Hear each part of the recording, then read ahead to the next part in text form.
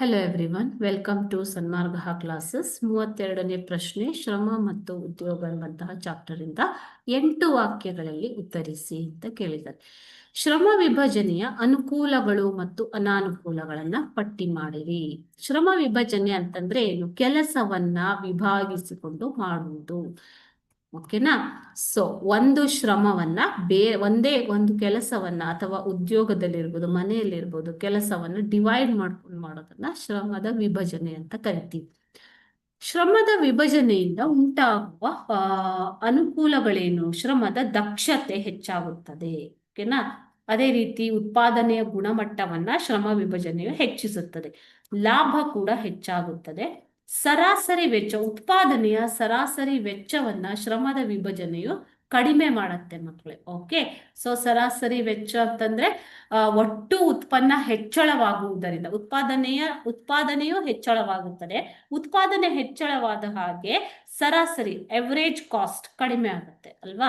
So ಈ ರೀತಿಯಾಗಿ ಅದು ಉತ್ಪಾದನಾ ವೆಚ್ಚವನ್ನು ಕೂಡ ಕಡಿಮೆ ಮಾಡುತ್ತದೆ.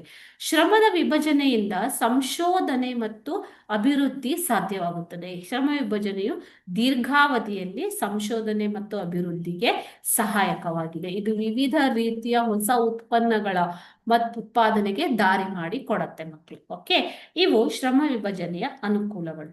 ಹಾಗೆಯೇ ಎಲ್ಲಿ ಅನುಕೂಲಗಳಿವೆಯೋ ಅಲ್ಲಿ ಅನಾನುಕೂಲಗಳು ಇರುವುದು ಸಾಮಾನ್ಯ ಅಲ್ವಾ?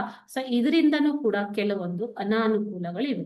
ಏನು ಅಂತಂದ್ರೆ, ಕೆಲಸದಲ್ಲಿ ಈಗ ಒಂದು ಕೆಲಸವನ್ನ ದೀರ್ಘಾವಧಿಯವರೆಗೆ ಒಬ್ಬ ವ್ಯಕ್ತಿ ಅದೇ ಕೆಲಸ ಮಾಡ್ತಾ ಇದ್ರೆ ಏನಾಗತ್ತೆ? ಬೋರ್ಡಮ್, ಅದನ್ನ ಏಕತಾನತೆ ಅಂತ ಹೇಳ್ತೀವಿ, ಬೇಸರವಾಗುವಂಥದ್ದು. ಇಂಗ್ಲಿಷಲ್ಲಿ ಅದನ್ನ ಬೋರ್ಡಮ್ ಅಂತ ಕರೀತಾರೆ ಮಕ್ಕಳು. Okay, so ಏಕತಾನತೆ ಉಂಟಾಗತ್ತೆ. ಜವಾಬ್ದಾರಿಯ ಕೊರತೆ ಉಂಟಾಗತ್ತೆ. ಶ್ರಮ ವಿಭಜನೆಯಿಂದ ಹೆಚ್ಚಿನ ಜವಾಬ್ದಾರಿ ಒಬ್ಬ ವ್ಯಕ್ತಿಯ ಮೇಲೆ ಇರುವುದಿಲ್ಲ. ಆದ್ದರಿಂದ ಗುಣಮಟ್ಟದ ಜವಾಬ್ದಾರಿಯನ್ನ ಯಾರೂ ತೆಗೆದುಕೊಳ್ಳೋದಿಕ್ಕೆ ಹೋಗೋದಿಲ್ಲ. ಓಕೆ, ಇದರಿಂದ ಜವಾಬ್ದಾರಿ ರೆಸ್ಪಾನ್ಸಿಬಿಲಿಟಿ ಕಡಿಮೆ ಆಗುತ್ತೆ. ಹೆಚ್ಚಿನ ಅವಲಂಬನೆ.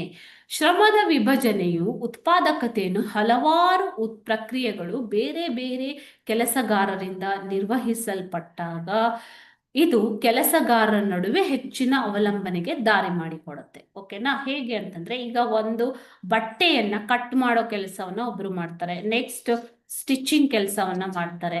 ಸೊ ಕಟ್ ಮಾಡೋ ಕೆಲಸ ಮಾಡದೇ ಇದ್ದಾಗ ಸ್ಟಿಚಿಂಗ್ ಮಾಡೋದಿಕ್ಕೆ ಆಗೋದಿಲ್ಲ. ಇದರಿಂದ ಡಿಪೆಂಡೆನ್ಸಿ ಅಂತಂದ್ರೆ ಅವಲಂಬನೆ ಆಗತ್ತೆ. ನಿರುದ್ಯೋಗಕ್ಕೆ ಕೂಡ ಇದು ಕಾರಣ ಆಗತ್ತೆ. ಓಕೆನಾ? ಸೊ ಶ್ರಮದ ವಿಭಜನೆಯಿಂದ ವೃತ್ತಿ ವೈಶಿಷ್ಟ್ಯತೆಗೆ ದಾರಿ ಮಾಡಿಕೊಡುವುದರಿಂದ ಇದು ಒಂದು ರೀತಿಯಲ್ಲಿ ನಿರುದ್ಯೋಗಕ್ಕೆ ಕಾರಣವಾಗಬಹುದು.